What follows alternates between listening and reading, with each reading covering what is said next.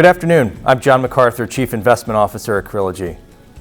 The first 4 months of the year have been challenging for investors, to say the least, as both equities and fixed income have been under significant pressure so far this year, with each down nearly double digits.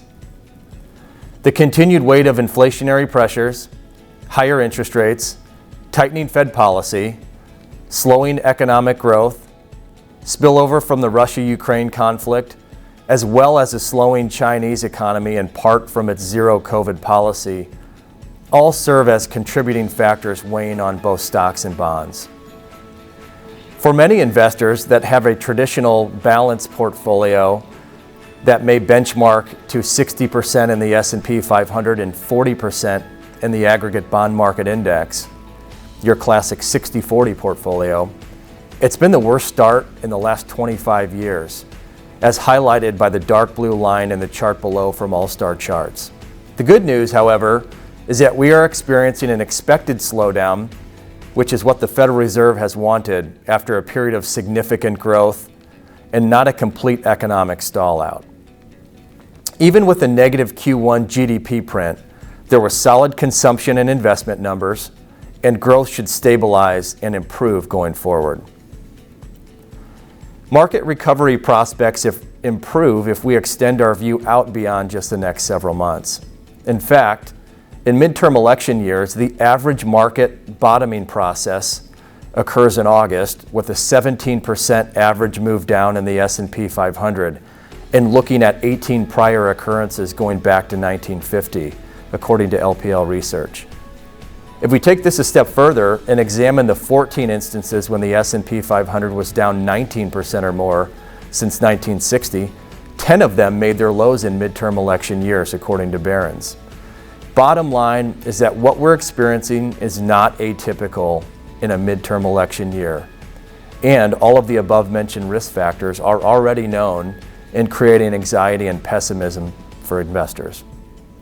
This pessimism and negative sentiment can often end up serving as a contrarian indicator for stocks once a catalyst develops. In fact, the AAII Sentiment Survey has the highest level of pessimism since March of 2009, and we know the significance of that period. Let's take a brief look at what extreme levels of pessimism have led to from a market perspective historically, as conveyed here by LPL research. Data that's certainly not discouraging if one can take a longer view. Since it takes more than just negative sentiment to spark a turnaround, let's explore potential second half catalysts. An overdue and healthy valuation reset and refocus on companies with stronger fundamentals and earnings. Still likely easing inflation as the Fed's tough talk has been successful in dampening demand, and therefore a justification for a potentially less hawkish Fed policy. 10-year Treasury rates being at the higher end of our expected range, up to 3 to 3.25% for the year. Eventual closure to the Russia-Ukraine conflict in an outcome less than feared. The US dollar at a 20-year high and unlikely to press meaningfully higher, reducing a headwind for stocks. While earnings growth is likely to come down, consensus 2022 estimates are still near 11% for the S&P 500, and a financially healthy consumer and weakened but continued strong corporate margins. As May gets underway, it's too difficult to predict when and at what level the market will bottom. But in our February 25th recording, we discussed 3,800 price level on the S&P 500 as being a potential technical analysis target and a key pivot point going back to January 2021. It's uncertain as to whether the market has to get down to that 20% level, and while more likely now than in our February update, as the Fed has grown increasingly hawkish and the Russia-Ukraine conflict is lasting longer than most anticipated, it's not something that should influence a long-term investor's game plan.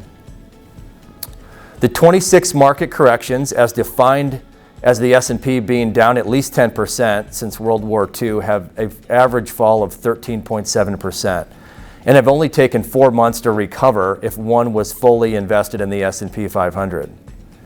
If you have a more diversified portfolio, one that's more balanced, that recovery period is even less, as the drawdown is often less severe. If things were to get materially worse, which is not our base case, full-blown bear markets defined as hitting a minimum 20% decline, there have been 12 such occurrences since World War II, and the average decline has been 30%. On average, it's taken 24 months for full recovery, but potentially much less with a broadly diversified portfolio that doesn't consist of all equities. We've seen the diversification benefits through other challenging equity market periods, especially the worst ones in the last 25 years, namely the COVID crash in early 2020, the financial crisis in 2008, and the tech bubble burst in the year 2000. Oftentimes in meaningful market corrections, the large mega cap names are the last to suffer before eventual market stabilization. And we're in the midst of seeing some of the mighty fall of late, with Meta platforms, Alphabet, Netflix, and now Amazon suffering large declines. All this tells me we're likely closer to the end than the beginning, as the average member of the S&P 500 is off more than 26% from its 52-week high, and now the selling is finally hitting the big mega cap names.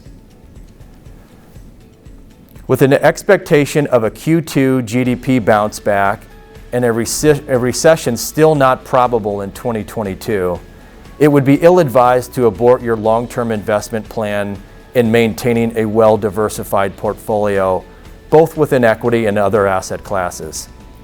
As we conclude this update, I'd like to leave you with 3 key points of emphasis. Number 1, we believe the economy and market are adjusting to a slowing environment with less liquidity, and believe this correction, which still may take some time, is closer to the end and not the beginning. Number 2, heightened volatility and market sell-offs are more typical during midterm election years, and a number of catalysts can lead to second half strength. Number 3, diversification beyond just equities has historically demonstrated the ability to bolster downside protection. I'm John McArthur from Krilogy. Thank you for viewing our broadcast.